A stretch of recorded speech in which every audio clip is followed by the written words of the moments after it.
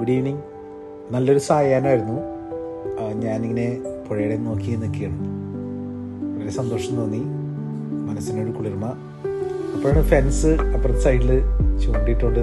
മീനിന് തീറ്റ കൊടുക്കണമെന്ന് അറിയാൻ പാടില്ല, അങ്ങനെ നിൽക്കുന്നുണ്ട്. ഇടക്ക് ഒരു മീനെ കിട്ടിയതായിട്ട് ഫെൻസ് സന്തോഷം കൊണ്ട് അവിടെ തുള്ളിച്ചാടുന്നുണ്ടായിരുന്നു. ഇത് അവസാനം ഞങ്ങളെ കളിയാക്കിയിട്ട് ഇങ്ങനെ ഒന്ന് കൈ കൊണ്ട് കാണിച്ചു.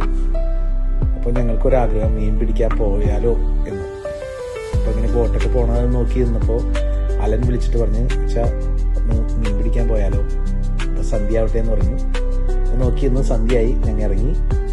ആദ്യം തന്നെ ഒരു ഞണ്ടിനെ കിട്ടി. ആ ഞണ്ടിനെ ഇങ്ങനെ ടാർഗറ്റ് ചെയ്ത് നോക്കി നിന്ന് അവനതിനെ കോരിയെടുത്തു.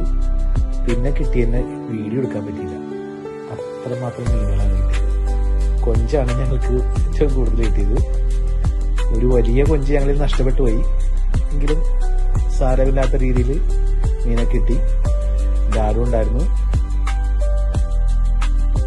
ബിനോനുണ്ടായിരുന്നു, അലനുണ്ടായിരുന്നു, ജോയിലുണ്ടായിരുന്നു. ഞങ്ങൾ 5 പേരും കൂടി പോയത്.